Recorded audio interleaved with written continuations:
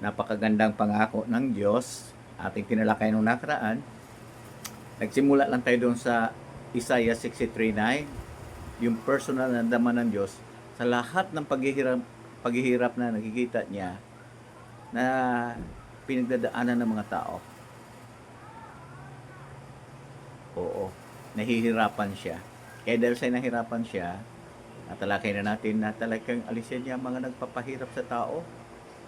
Kahirapan, kawalang bahay, kawalang lupa, pagkakasakit, pagtanda, kamatayan.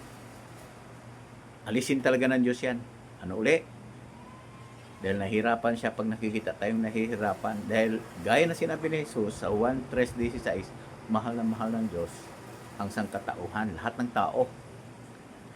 At nalaman din natin na yung mahal natin sa buhay pala ay muling mabubuhay, yung namatay na, masama man sila, mabuti. Nalaman na natin, napakaganda at ang buong lupang ito magiging isang paraisong lupa. Buong lubong paraiso. Tahanan ng mga taong perpekto. Sarap yan, mabuhay sa ganung kalagayan, di ba? Oo. Ngayon, gusto natin na malaman paano natin ma-avail yan.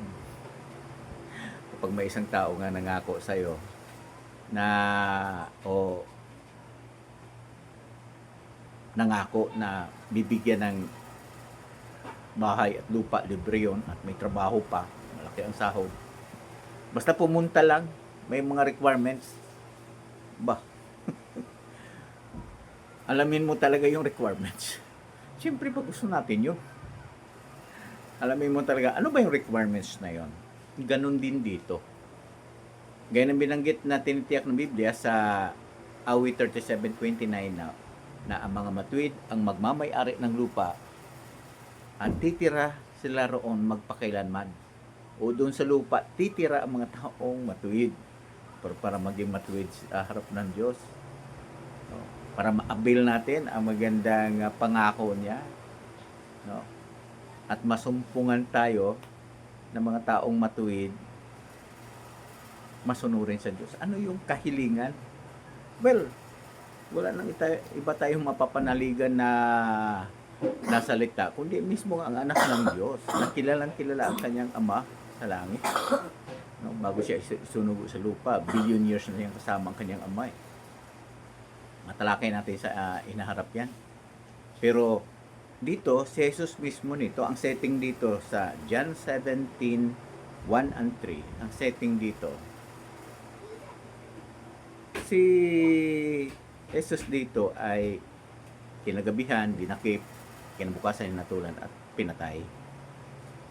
So, dito, kahit nasa ganong sitwasyon, alam niyan darating yon. Sino ang nasa isip ni Jesus? Tayo. Kausap niya sa panalangin ng kanyang ama. Sabi niya sa 17, pagkasabi nito, tumingala si Jesus sa langit at sinabi niya, Ama, dumating na ang oras, luwalhatiin mo ang iyong anak para malubhalati ka ng iyong anak. Binigyan mo siya ng otoridad sa lahat ng tao para mabigyan niya ng buhay na walang hanggan ang lahat ng ibinigay mo sa kanya. Dito, sino ang kausap na Jesus? Ang maliwanag, kanyang ama sa langit. Tumingala siya. At dito, nanalangin siya sa kanyang ama. Side lesson ulit ha. Ang Diyos hindi nanalangin. Si Jesus nanalangin niya. May ibig sabihin niya, talakay natin sa inarap yan. Pansamantala, ito ang sinabi ni Jesus. Kausap niya ang kanyang makalangit na ama.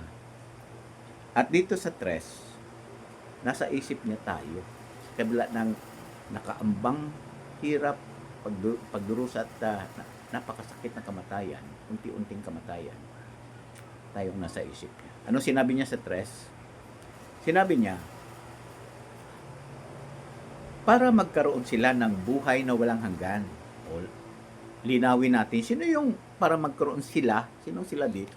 Tayong mga tao, ang mga anghel ay may buhay na walang hanggan doon. Hindi sila tumatanda, hindi sila nagkakasakit. So may buhay na walang hanggan. Wala nga lang silang immortalidad, no? Immortality. Pero may buhay na walang hanggan sila doon. Para magkaroon sila ng buhay na walang hanggan, tayo ang tinukoy yung tayo yung wala pa nito. Kailangan nilang makilala ka Requirements, kailangan. Requirements yan. No? Hindi yan optional. Requirements. Okay? Kailangan nilang makilala ka at kapansin-pansin ang description ni Jesus sa kanyang Ama, ang tanging tunay na Diyos. Kaya dito, kailangan daw makilala ang tanging tunay na Diyos. Kaya mahalaga ang makilala. Pag sinabi bang makilala, ano bang ibig sabihin? Kasi karaniwan na, kung gusto mong maging kaibigan ng isang tao, magkaroon ng malapit na ugnayan sa kanya. Alam na alam ito ng mga may asawa dyan. Pag may nagugustuhan siya, na alam niyo yung pangalan. Di ba totoo yan? So, sabi rito, kailangan lang makilala ka, una, pangalan. Katunayan hindi ka naman talaga magkaroon ng isang malapit na ugnayan sa isang tao, hindi mo kilala ang pangalan. Mayroon ka bang ganyan? May best friend ka, may close friend ka, pero ay hindi mo alam ang pangalan niya. Walang ganun. Sabi rito, para magkaroon sila ng buhay na walang hanggan, diyan sa 17:3 nandyan, para magkaroon sila ng buhay na walang hanggan, kailangan nilang makilala ka. At ang kausap ni Jesus dito, yung Ama niya sa langit. Sabi doon, pagkatapos siya tumingala si Jesus sa langit at sinabi niya, Ama. Kausap niya ang kanyang makalangit Ama. Nananalangin si Jesus doon sa kanyang Ama. Kailangang makilala ang kanyang Ama at dinescribe niya ang kanyang Ama na ano? Ang tanging tunay na Diyos. Bakit asahan natin na gagawin talaga ni Jesus to? At bakit niya sinabi talaga na ito ang kailangan para magkaroon tayo ng buhay na walang hanggan? Sabi niya, para magkaroon sila ng buhay na walang hanggan. Requirements yan. Makilala sa personal na pangalan ang ating Ama na nasa langit. Sa konteksto dito, sa cross-reference, diyan sa unang Juan 5:20, ganito ang sinabi ni Apostol Juan. Unang Juan 5:20. Pero alam natin na dumating ang anak ng Diyos at binigyan niya tayo ng unawa para magkaroon tayo ng kaalaman sa tunay na Diyos. So, expected talaga na ang anak ng Diyos dumating para bigyan tayo ng unawa para magkaroon tayo ng kaalaman sa tunay na Diyos. Tayo ay kaisa ng tunay na Diyos sa magitan ng anak niya sa Jesucristo. Okay. So, nakita na natin dito ang punto. Bibigyan tayo talaga ng unawa para magkaroon tayo ng kaalaman sa tunay na Diyos. Okay, balikan natin yung ating tinalakay. Dalawang requirements ang sinabi ni Jesus para magkaroon tayo ng buhay na walang hanggan. Ano yung requirements? Makilala ka, makilala ang kanyang Ama sa langit. At ang isinugo mo si Jesucristo. So, si Jesus, ang Diyos na Jehovah, ang kanyang Ama sa langit, siya dapat makilala ng mga tao. Ngayon, gaya na nabanggit ko na, may personal na pangalan dapat makilala o malaman ng isang tao. Hindi ka kailanman magkaroon ng isang malapit na ugnayan sa isang tao hindi mo kilala. Alop ka doon. Hindi ka magtitiwala sa isang tao na stranger. Parang si Eva. Naniwala siya sa stranger, sa ahas. Tapos, niloko lang siya. Kaya tayo rin, ganun. Kaya sabi ni Jesus, makilala ka. Ngayon, ano ang pangalan ng Diyos? Di, alamin natin.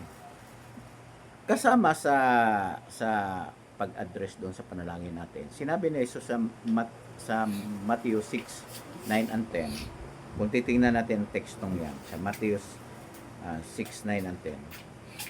Ganito ang ating mababasa. Maganda yung punto dito sa 9. Bakit ko sinabi talaga ito? Kasi merong nagtanong niyan sa akin nung nag-post ako tungkol sa pangalan ng Diyos. Balikan natin ang Matthew 6:9 and 10. Yung 9. Manalangin kayo sa ganitong paraan. Yung panalangin sa ganitong paraan, ibig sabihin modelo lang ito. Hindi ito dapat ulit-ulitin. Bakit hindi dapat ulit-ulitin? Kasi dito sabi ni Jesus na kapag nanalangin dyan sa 7, kapag nananalangin, huwag kayong maging paulit-ulit sa sinasabi ninyo. Kaya ang binanggit dito sa 9, hindi ito yung ulit-ulitin mong sabihin. Model lang ito, halimbawa lang ito kung paano dapat manalangin. Sabi diyan, sabi ni Jesus, manalangin kayo sa ganitong paraan o modelong panalangin ito, Ama namin na nasa langit, pakabanalin nawa ang pangalan mo. May nagsabi sa akin doon sa pinos ko una, may sinabi ba diyan, Ama namin na nasa langit, Jehovah? Wala namang pangalan Jehovah diyan. Model nga lang pero may pangalan. Ayan pakabanalin nawa ang pangalan mo. Ibig sabihin, parangalan, pakabanalin, sambahin, pabanalin, parangalan. Pangalan mo. Kung may pangalan na, dapat pakabanalin o sambahin, parangalan. O mayroon ka na bang narinig doon sa pagkatapos ng klase, nagbibigay na ng mga awards? O ang ating valedictorian ngayon ay isang babae, mahaba ang buhok, siya ay matangkad, maputi. Tapos hindi binanggit ang pangalan. Baka magtanong yung mga tao, tika muna, marami namang mapuputi dito, matangkad. Oo, nabibigyan lang siyang karangalan, napapabanal lang ang nabibigyan dangal wika nga. Kapag sabihin yung pangalan, kaya yung binanggit dito, pakabanalin nawa ang pangalan mo, yung pangalan mismo ng Ama ni Jesus, dapat na una sa ating panalangin. Sabihin ito, banggitin ito. Yan ang ibig sabihin yan. Ayan pangalan mo. Anong pangalan ng Diyos? Ang Diyos, alam nyo, mahalaga sa Kanya ang pangalan. Gano'n ba kahalaga sa inyo ang pangalan nyo? Di ba, pag ikay tatawagin, hoy babae, magagalit ka. Hoy lalaki, may personal kang pangalan. Pero kapag binanggit ka sa pangalan, iyong pangalan, talagang namang tumataginting ang katuwaan mo. Kasi pangalan mo yon, hindi yung shh, hoy. Kaya, ang pagpapabanal, pagbibigay dangal, pagpaparangal sa pangalan ng Diyos, banggitin ang pangalan. Gaya ng isang first honor o valedictorian, kailang banggitin talaga yung pangalan niya. Nabibigyan siyang dangal, honor doon. Diba? So ano ang pangalan ng Diyos? Mahalaga ba sa Diyos ang pangalan? Oo naman. Kasi ganito ang binanggit doon sa Biblia. May binanggit ang Biblia dito na tungkol sa pangalan niya. Mahalaga sa Diyos ang pangalan. Bakit? Di tingnan natin ang sinabi ng Biblia sa Juan sa Exodo, yun tayo kay Moises. Sa Exodo chapter 6 verse 2 and 3. 6:2. Anong sinabi? 6:2. Itong setting dito, si Moises ay binigyan na ng Diyos ng privilege na akayin yung bayan ng Diyos na nasa Egypto. Dumami na kasi doon sa Goshen. Di ba? Dumami na, pero pinahirapan sila ng mga Egyptians. Talagang hirap na hirap. Nakita ng Diyos yun, kaya gusto niyang palayain. Pero sinabi ni Moises, anong sasabihin ko? Doon sa 6:2, sinabi pa ng ng Diyos kay Moises. Sa 2, sinabi pa ng Diyos kay Moises, ako si Jehovah.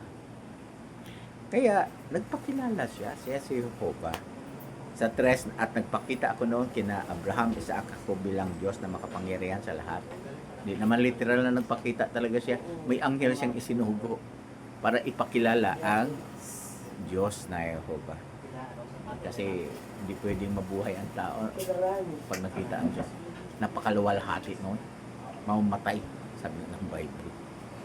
Pero may kinalaman sa pangalan kong Jehovah, hindi ko lubusang ipinakilala ang sarili ko. So, may pangalan ang Diyos. Ako si Jehovah. At ano ang sinabi ng Diyos tungkol sa pangalan niya? Magandang basahin din yung binanggit mismo ng Diyos sa magitan ni Moises.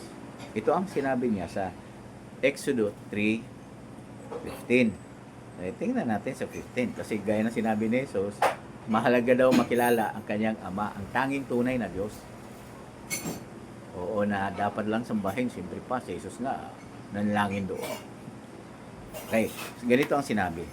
At muling sinabi ng Diyos kay Moises, Exodus 3:15. Ito ang sasabihin mo sa mga Israelita.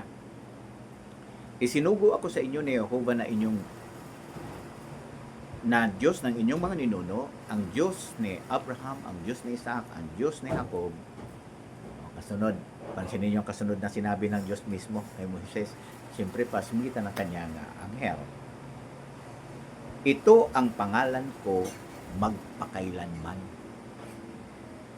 Ito ang pangalan ko magpakailanman. Dapat itong tandaan ng lahat ng henerasyon.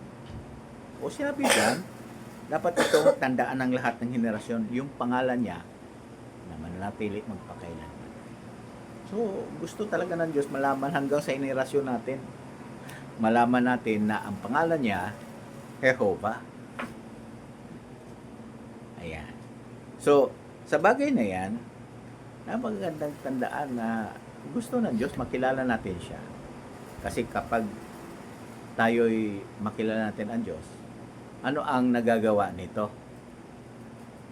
Malalaman mo na magkakaroon ka ng personal na ugnayan, siyempre kilala mo na ang pangalan at gusto mo nang makilala pa siya ng higit. Sa kita ng pag-aaral ng Biblia, malalaman mo pa ng higit yung magaganda niyang katangian, kaakit-akit na katangian niya, di lalo ka mapapalapit sa Diyos. Pero ang tanong, gusto ba talaga ng Diyos na gamitin natin ang pangalan niya? Gaya na sinabi ni Jesus, makilala ka, siyempre pa, turuan tayong manalangin Ama namin na nasa langit.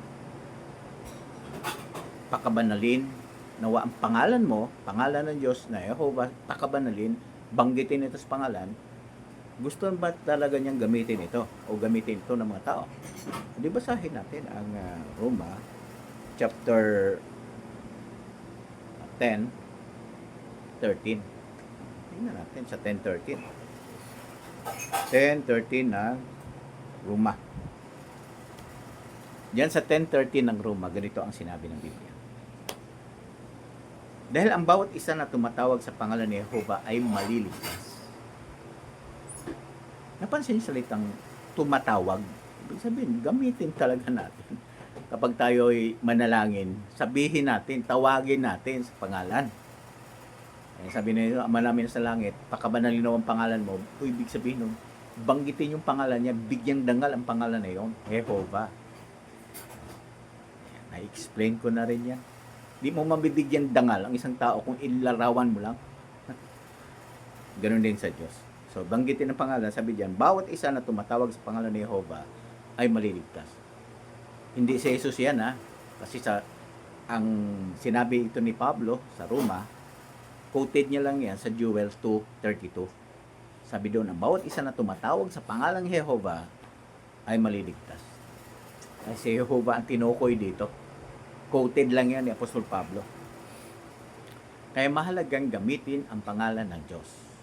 Malaman at gamitin natin ito. Sa gayon ay makilala natin siya, mabigyan natin ng parangal, mapapapurihan natin siya kasi may personal siyang pangalan, mapapalapit pa tayo sa Kanya.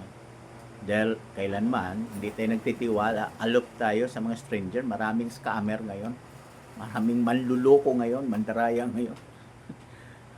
Kaya kapag ikaw ay kinakausap o nakikinig sa mga tao lang na hindi mo kilala kahit pangalan, delikado. So, dito, kailangan talaga na malaman ang pangalan ng Diyos, makilala at tawagin siya. Kasi sino mang tatawag sa pangalan ni Jehovah, maliligtas at tinitiyak ng Diyos yan. Bakit? Kasi lahat ng tumatawag sa Kanya ay pakikinggan niya. Sa awit 145:18, sinasabi doon, si Jehovah ay malapit sa lahat ng tumatawag sa Kanya. So malapit siya sa lahat ng tumatawag sa kanya at inililigtas niya sila. Kaya may personal na pangalan na sabi ni Jesus, dapat nating makilala kasi yan ay kahilingan, requirements yan para magkaroon tayo ng buhay na walang hanggan. Kasi bakit? Yung may lalang kasi natin ang panggagalingan ng buhay, kailangan natin makilala talaga siya. Tama sa Jesus. Kaya binibigyan tayo ng unawa at kaalaman sa tunay na Diyos. Para sa gayon, mapapalapit tayo sa ating makalangit na Ama, ang Diyos na Jehovah.